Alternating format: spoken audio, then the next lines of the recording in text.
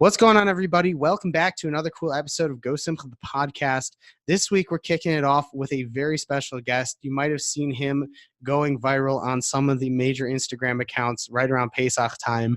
This dude is very cool. He's quite entertaining. He's not the typical type of guest we have on the show. And we're actually going to have a performance by him at the end of the show. I'd love to welcome on board GoSimcha, the podcast, SJ the rapper, also known as Shmuel Tannenbaum. Not as cool as SJ the rapper, but you know how it is. All right, Shmuel, what's going on, man? You are SJ the rapper. Now, there's not many rappers in the Jewish world. I mean, everybody knows Nisim. Everybody knows, God Elbaz does some rap. A few other guys do some rap. But, who are you, man? And how did you get here on my show and become so famous overnight? What's your deal? Yeah, well, first of all, I just want to say thanks so much for having me. It's a pleasure to be on here, really. Basically, I'm a 22-year-old Jewish guy from Edison, New Jersey. I grew up, freestyling and rapping since I was about 10. Started in 4th grade after I heard my older brother Yechiel leave a voicemail message on his phone in a rap. And I just thought that was kind of cool. So I was like, hey, that sounds great. So I tried it out then, got into it, started doing it for friends, and I just got better over time. And over the course of my life, as I got older, my vocabulary expanded, and I learned about more things and got more content. I got better at rapping in terms of the content, the flow, my speed, I guess the cleverness of the lyrics themselves. And the freestyling and writing has just always been something I enjoy. It's been very entertaining, great way to put on a show for friends. Love to entertain people, love to make people laugh, which I also do a little bit on the side. I'm also a comedian impressionist in addition to a rapper. Oh, yeah? So do something funny. Yeah, do something funny. It's the top request I get. It's hard on the spot. You gotta come out to my shows. All right, fair enough. You fly me out, I'll come out to your show, dude. At SJ the Impressionist on Instagram. Okay. Cool. So you're an entertainer. You're an all-around entertainer. You like to make people laugh. You like to bring people joy and simcha. And it's awesome. You're only 22. Wow. Keep it up, man. Keep it up. So how did you get involved in the comedy and the impressionist and the rapping and the music? It's cool because rap is an art. Rap isn't just sitting out there screaming a bunch of words and trying to and with some cool beats. Rap is an art. It's poetry. It's poetry with music behind it. So how'd you get into all this? Yeah, 100%. I mean, so I'll answer both questions. The rap really came first before the comedy impressions. And the rap was really just hearing my brother's voicemail, thought it sounded cool. And then growing up, I just started listening to more and more rap. I got very into Eminem. I was very into Lil Dicky, Rick Ross, all the rappers that were big when I was a kid. When I was 10, that was 12 years ago, so 2007. Wow. Got very into that music. Nowadays, I'm much more into I love NF, I love G-Eazy, Logic, Eminem, Machine Gun Kelly, Drake. I actually met Rick Ross at the airport in LAX airport in Los Angeles, and he was not the nicest guy, not the best encounter. So kind of got off his bandwagon.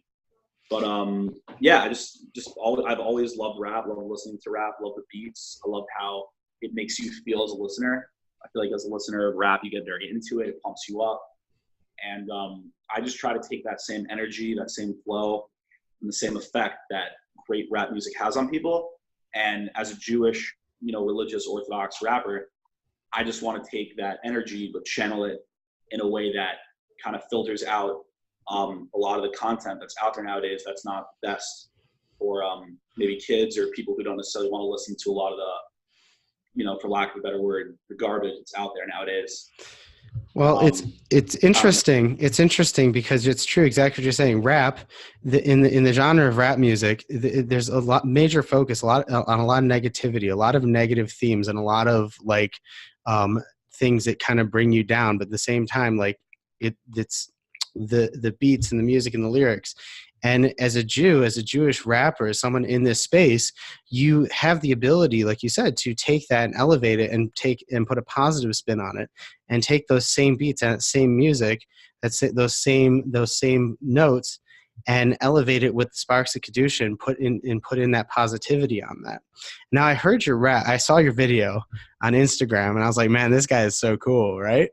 And it's true. Like you really took that and you boom, you took that rap and you took this genre of music, like I said, that's generally very low, and raised the bar and raised it up. So how does that work for you? Like, what do you base your freestyling off of? Obviously it's freestyling, so someone can just throw you a word like GoSimcha, and you can go like, and you can start rapping and rolling, and you can spin out words per minute and go with it. But like, what do you generally base your music off of, and how do you take that and turn it kadosh? Yeah, sure. It's a great question, first of all, so thanks for asking. I'm good at that. Yeah, I had something in the radio game for a while. So really, one thing that I should preface is that I don't want to give off like the wrong impression of what I am. So you're an impressionist. What kind of impression can you give? Yeah, I like that. Maybe I'll use that actually one day. Not all my comedy raps are necessarily like, you know, coming from like religious texts or sources, or necessarily like kadosh. I try to add messages from inspiring texts or inspiring teachings that I've gotten from Rebbeim when I write. But when I freestyle, it's really just like off the cuff. I try to add humor. I try to draw on like personal experiences, relevant things in pop culture and the news maybe. Try to make a lot of jokes. I like to be entertaining as well as just lyrical and sounding good. And right. When I write, I just try to write about things that I think people can relate to, be inspired from, things that people understand. I try to inspire others, obviously. It's a big part of it also for me. And just to make an impact on people, entertain, and just to use, you know, this gift, obviously, that God gave me to help and inspire and entertain. That's great. That's amazing. Do people voice themselves to you, and they tell you that that your music has inspired them, your music has given them chizuk or done something for them? Like, what is the feedback you get on this stuff? So mostly to this point, it's just been exclusively freestyling. I've not gotten the chance to write that much like inspirational music. So at this point, the feedback on my freestyling has been, you know, overwhelmingly positive, thank God. Like, a lot of my friends definitely think it's very cool. Definitely, I guess, makes me unique. It always gets a crowd around me. And it's like, yeah, it's cool. I enjoy it. I enjoy doing it. I enjoy putting on a show, and people like it, and having able to entertain people. Nice. So tell us about the experience on that one fateful day of the Pesach program. How it turned from you just working at the day camp to getting up on that stage and blowing up. Yeah, I'd love to. So my brother worked on this awesome Pesach program, Pesach with Bordeaux. Definitely check it out for next year. He worked there last Pesach as one of the heads of the day camp, and so he asked me before this past Pesach what my plans were. I didn't have any plans, so he was like, "Hey, why don't you just come with me to my program? It'll be a great time. It's a great place." So I was like, "Sure." So he hooked me up, got me a job, worked in the day camp as just a regular day camp counselor, director of the Teen Boys program as well. And then in this hotel, I think it's called the Doral Arrowwood. Yep. In Rye Brook, New York. There was like this little bar in the hotel called the Pub, and there were like very cool like nightly entertainment events that went on there. Like Zusha performed there one night, and you know, these really talented musicians, Yankee Lou, Morty Schwartz, I believe his name is Morty Schwartz, Chesty Schwartz, a bunch of guys put on like kumsitzes, and very talented guitar players and singers performed there. So one night there were one of these kumsitzes, and there were a lot of people there listening to the guitar players and singers.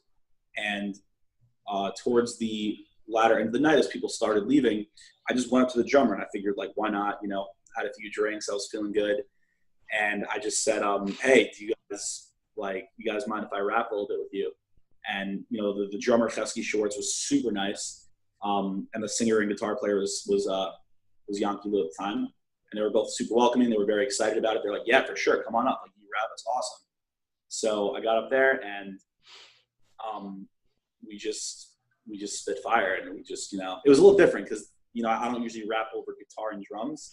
I loved it, by the way, because it was like, it was different from your typical like just throwing down a beat and freestyling. It had like that rhythm and that music and that guitar, and it just kept going. It was very, very cool, and I think you should consider doing something else like this in the future, because that sound was just captivating. It was amazing. I'll tell you the truth, I might actually consider going in that kind of direction in terms of the sound I make, because I do understand that it did, people did appreciate it, definitely appealed to the crowd that was there. And right. For all I know, like, you know, I'm trying to entertain as many people as I can. Maybe not everyone likes the traditional, like, trap, hip hop style beats. So right. Definitely open to that guitar drumming style of beats to rap over in addition. No, for sure. And I have to say, like I said to you before, like, I like that kind of music. You know, when you have a good rap, and then you have the guitar and you have that acoustic guitar going and a nice beat in the background, because it just flows with the lyrics, and it flows with everything. And it's just like, it's nice. It's calming. It's amazing. It's fun. And you did a great job. So what was the response off of that? I mean, obviously you're sitting here with me, so that had to do something. Yeah. I mean, first of all, before I continue, I just got to clarify. I just want to give credit where it is due. So as I mentioned, Yankee Lou and Chesky Shorts were the guitar player and drummer respectively that I rap with. But right. I also performed Moishy Shorts, not Morty Shorts. That's what I said before. His name is actually Moishy Shorts. I performed with him additionally, and he was also great as well. So I just wanted to give him his credit that he deserves. Well, there you go. Your question was, yeah, how did it like blow up? And how did it kind of spread? Yeah. So it's a good question. While I was rapping, I saw a bunch of people recording, obviously. A lot of phones out, which, you know, I've seen that before. It tends to happen. And so, but over time, you know, you get used to it. You start to lose those nerves that I used to have in the beginning. And I just kept on going. I just tried to have fun and enjoy it. And then afterward, people just like came up to me and they're like, yo, that was like really good. Like, why weren't you know, advertised in the brochure programming? Like, who are you? What's your story? What's your name? And I just said, like, yeah, I'm just working the day camp here. Just wanted to get up there and have some fun. People liked it a lot. And then it was actually very interesting because there was a guy who's a professional social media marketer, advertiser. He like builds people's brands up and expands their social media awareness. And we're actually in talks now about he wants to possibly sign me, be my agent, kind of my promoter and marketer. So we're in talks about that, and kind of get my name out there more and try to help me grow and build my brand. And then in terms of the comedy, there was a different gentleman who also took more of an interest to the comedy and impression side than I do. And we had a similar discussion about the contractually signing me and promoting me as a comedian as well. So thank God I had a lot of chocolate breakfast on this program, a lot of help from God, obviously. Thank my brother for helping me get the job, and obviously my bosses for hiring me. And it was a great experience. I had a blast. Nice.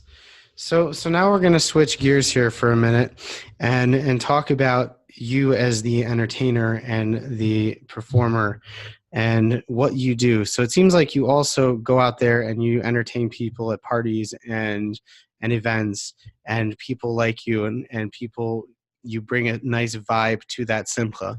So what goes into preparing yourself for these type of simchas? What goes into preparing for the event, getting yourself ready? And what goes into from the comedy side or the rap side? From the comedy side, what goes into making a great event and entertaining people and leaving a lasting impression? Sure. Lasting impression. Very. You mentioned earlier in the show that you did comedy before in the past, right? I did used to do stand-up comedy many, many years ago in Jerusalem. Oh, David Klimek? Oh yeah. Oh yeah. Dave and I are buds. Jerusalem's Comedy King. Yes, he is. Off the wall. I performed there once. That was actually his club was the first club that I ever got on stage and performed at ever in my life. Really? There's actually a funny story about that. I don't know if you want me to go on a tangent. There's a quick. You can talk about it. Funny story. So I heard about this comedy club, and I'm in Israel for my Shana Gimel, and I was in Israel for 3 years. So I'm in Israel for my 3rd year, and I hear about this club, and I always wanted to perform there, but I just never got a chance. And I figured, it's my 3rd year. I'm going to be going back to America, going to college soon. I got to perform there once. So I hear they're having an open mic night. I come through. It's like a very small, intimate place. There's like maybe 6 or 7 people there. And I sign my name up, get the 2-drink minimum. And I get on stage, ready for my set. And I wasn't quite sure who people would know because I do about 77 famous impressions, ranging from politicians, TV and movie characters, political analysts, sports analysts, singers, actors, rappers, celebrities, really, really wide range. And in total, including like friends and Rebbeim and people I know personally that aren't famous, that number gets to like 160 or something. So wow. I kind of stage and I started off doing like Trump impression because there was like a little picture of a little wall behind me. So I kind of went on a little Trump rant about the wall and like how it relates to like Israel's wall to Kotel. People seem to like that. If I remember correctly, I then did I did Obama, Bush, Clinton. I started doing some Seinfeld because he's a Jewish comedian, so I figured people might know him. And then David Klimnick, who owns the comedy club, got on stage, and I actually gave him my phone with the list of impressions that I do. And I just said, Dave, like, just call out some impressions that you think people will know, and I'd love to do it for people. So what he then did in the spur of the moment, which I was very much not expecting, is the way my list is divided, it's divided between famous impressions and non-famous impressions. So obviously I expected him to read from the famous impressions, but he read from my non-famous impressions list to kind of throw me off. So he goes to like my non-famous impressions list, which is like my teachers from high school and like friends that like I was in yeshiva with who like, there's no way that any of the people at this comedy club would possibly get who any of these people are. And he's like, do your Spanish teacher from high school. Let's see you imitate her. And I'm just like, okay. I was like, that's so not relevant. And like, I'm looking around and these people are like, I guess curious to see what she sounds like. And I'm like, why is this guy like trying to make me look stupid? And it was so like uncomfortable, but it was a good, like, it was a good experience because like, it's true as a comedian, you like really never know what's going to be thrown at you, whether from a heckler or, it really trains you to be very on your feet very fast, which also helps me with freestyle rap, obviously. Right. So that was a cool experience that I liked. No, for sure. So back to my question about when you're preparing yourself for an event, when someone books you for an event and you're going out there to entertain them, what do you do to prepare yourself, and what goes into making like that lasting impression on the people you're about to go out there and entertain? Yeah, so I'd say the most important thing for me definitely is researching the crowd. That's high and far most important thing because, obviously you want to entertain and do impressions and content that's going to, that they're going to understand, they're going to appreciate, that they're going to find funny.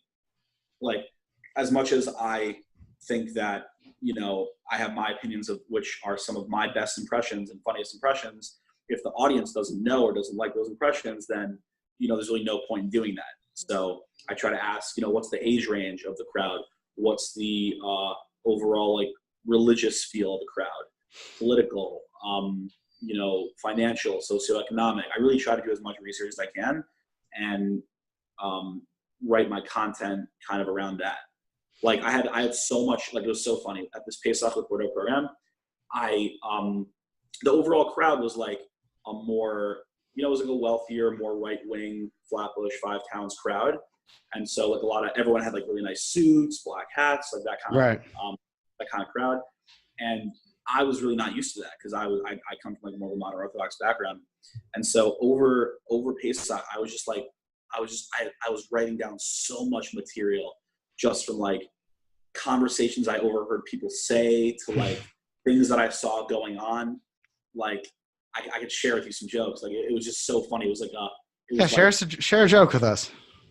Yeah, sure. So I'll give you an example. So at this bar, right, that's in the hotel, it was so interesting to me to see, like, you know, when you're in New York City at a bar, right, and you're trying to like talk to a girl or something, she'll be like dressed like whatever, not necessarily so seriously, and you know, she'll probably want a guy to come over and talk to her. Whereas in this bar, in this hotel, you go over to a woman to talk to her, she's dressed super seriously, sitting next to her husband, and she's like 6 months pregnant.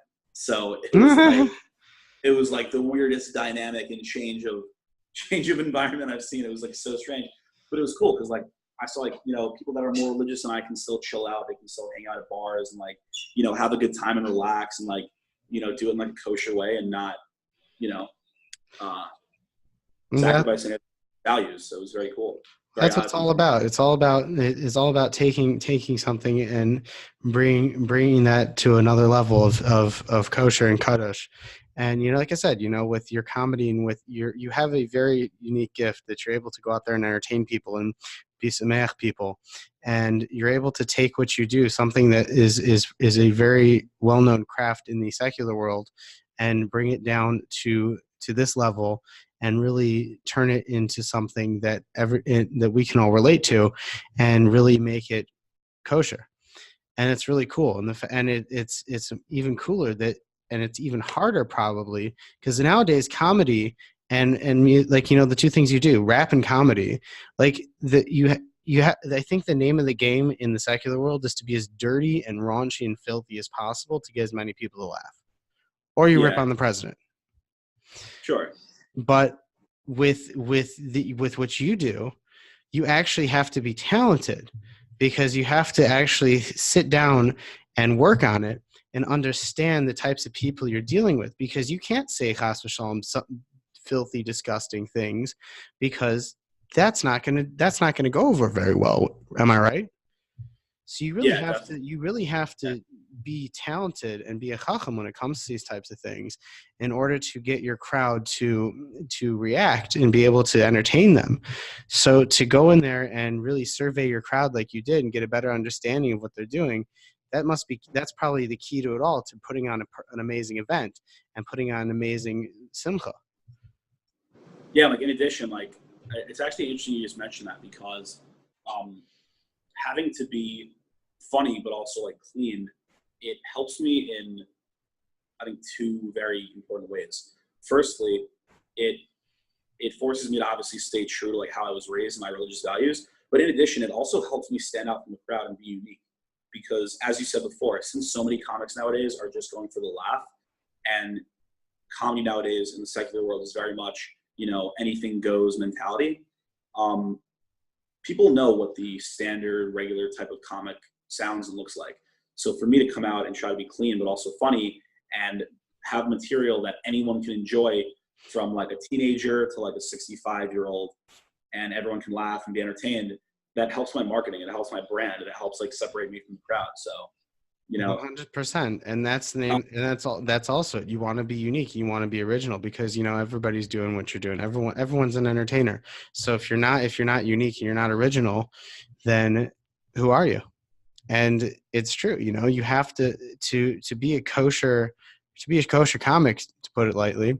It's a real skill, and there's not many of you out there. Yeah, I mean, there was an event that was really cool. It's called Frumprov. It was an all-male kosher comedy night that was held in Union Square, or organized by Tzvi Hershkovich and also Mendy Pellin. Oh. That was a really cool event that I did recently, and that was really interesting. I don't know if you're familiar with the show, but I know Mendy. Yeah, so Mendy was like the host and MC, and so the show Frumprov, which was started by Tzvi Hershkovich, they mainly do shows in Montreal, but they brought it to New York this year. And my good friend Eli Leibowitz, who's like a much more established Jewish comedian than I am, he put in a good word for me to Tzvi and got me on the lineup for that show. And that was really cool to be part of a lineup of all male religious Jewish comics and to be able to perform. It was like an all male audience, so it was a very different vibe, very different than I'm used to, because I perform in front of, you know, Jewish crowds. I perform in front of completely non-Jewish crowds. So, but I had never performed in front of an all-male Jewish crowd. So it was definitely a different environment and another unique experience, which I learned a lot from. And it was great for my growth as a comic. Telling us about what it means to go and put on an amazing comedy show and entertain people and bring out that simcha in people at every event. So Shmuel, it is really cool that what you do. And again, as we were mentioning before, it is a skill to have and a talent that you're doing to be able to take something that's generally very, very, very, very like not kosher and bring that up to the next level. And the same thing goes with your rapping as well. And so you mentioned to me before we started doing the show that you were going to go ahead and do a little freestyle for us on GoSimcha the podcast. So yeah, I think it's about time that our listeners and our audience get to hear this, and we actually, like, now you can see we've been recording this as a video this week as well, so you guys can get to see him rap in all his glory. So Shmuel, you tell me what word you want me to throw at you, and you kick it old school, my friend. Well, if I gave you the word to throw at me, then it wouldn't really be, you know. All right, so I'm gonna throw a word at you. All right. Sure. GoSimcha. GoSimcha. Let's do it. Let me know if the music's too loud. I'm playing it from my phone here.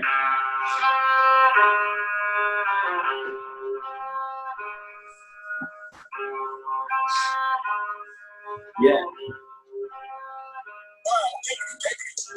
GoSimcha live, I like to thrive. I said we rap it on the radio in the morning, not the night.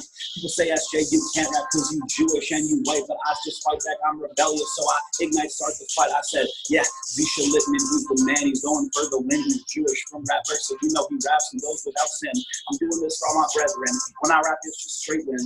I do this and my patience and tolerance is just paper thin because I'm rapping. I like to dress nice, I'm dapper. SJ the rapper, 417, Jewish rapper. I'm rapping on these flows and clean as far as lyrics goes, and I want to be a rapper, inspire the world as far as Jewish rappers go. Rapping on these verses from rappers without curses. I want to help inspire people, kind of like those nurses. Now when I go hell, I go fast, and I go in bars hard. I want to go and drive my family in a nice car. So I like these flows, this is how I go. I want to be a Jewish rapper, name that everybody knows. When I rap for God, that God up in heaven. SJ the rapper, 417. Yeah, subscribe on Instagram. Gotta plug that social media game. I'm trying to rap and raise my brand name, so I'm not so lame. I wanna be the rapper unique in my own name. Try to find another clean Jewish rapper, it's not the same. So, one hard on verses, keep on going. It's like the Nile, it's like the water, because when I rap, it keeps on flowing. I'm trying not to be about guy the dick, don't like to be showing, but I'm always trying to go and trying to improve, always improving. So I keep on doing raps and lines, so bad that I get fine. Because when I go so hard, sometimes I cross the line, but still the street in heaven. And I'm rapping since I was 10, back since 2007. Now I'm just rounding up for heaven because I'm performing these flows. That's the rapper everybody wants to know. Try to rap and hear about mitzvah, try to be rapping at every single corporate show. Here I go, next year, peace out with Bordeaux, hopefully. So pray to God every day so that they'll call me up and be like, yo, come back to our program. We want you to perform on stage. We want you to open up for what he shook hero and get the crowd so raged. So I want you to be that guy, come to our show and perform live. Because when you go on that stage, you get everybody on their feet thrive. So SJ the rapper, it's a pleasure to be here on GoSimcha the podcast. Want to be the greatest rapper on here. Want to be the one that's last. That's your interview. Come through with that sword at the place. Want to be that new rapping Jew that you tell to come through. SJ the rapper, 417. It's a pleasure to be here on GoSimcha the podcast. Zisha Littman, everybody follow SJ the rapper, 417 on Instagram. Wow. Wow. This guy. Wow. Bring it back. Bring it back. That was amazing. That was amazing, my friend. You, sir, are the white rapper king. You, sir, are the Jewish white rapper king, and I applaud you. Yasher Koach for that wonderful, amazing performance. And wow, I'm blown away. I hope people don't mind my little dance moves over there. The people who are listening on the podcast, you won't be able to see my cool dance moves, but what's okay. We'll put up the video on all social media channels. Wow. That's the biggest compliment when people like the beat and the flow and they start dancing to it. That just means I'm doing my job.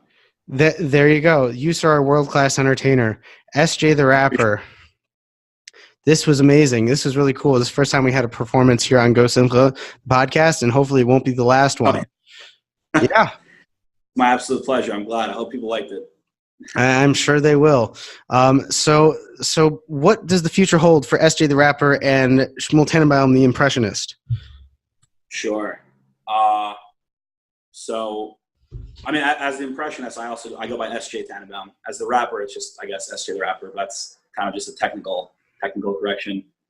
The future. So, yeah. Currently, I'm just, I'm a sophomore in Yeshiva University, studying management and marketing, minoring in media studies. And as a Jewish kid, obviously your parents want you to have a stable future profession plan. Rapping is stable. Sometimes. So. No, not as stable as my parents would like to be. So my quote unquote stable career path that I'm passionate about that I want to pursue professionally is menswear design. I love clothing. I love dressing nicely. I love, creativity and art. So after I finish my time at YU, I want to go to hopefully FIT or Parsons to study menswear design. Hopefully open up my own clothing line. SJ the designer. Yeah. The ideal dream is to be a menswear designer, comedian, and rapper. And so you could make cool clothes for the aspiring white rapper. Making the aspiring white rapper look dapper since insert year here. Exactly. There you go. Look at you. You are really good at your craft. That's amazing. That's absolutely amazing. Well, I had fun having you on the show. I wish you tremendous hatzlacha. Having me. I appreciate it. Sure. Listen, it's always entertaining when you got a comedian and a rapper on your show. You can do multiple things. And you want to do one impression for us? I would love nothing more. Give me an impression. Oh man, you're making me do the hard work.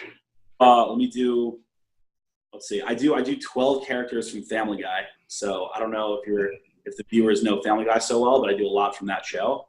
Do Trump. Do a Trump impression. Everyone likes him, right? Sure.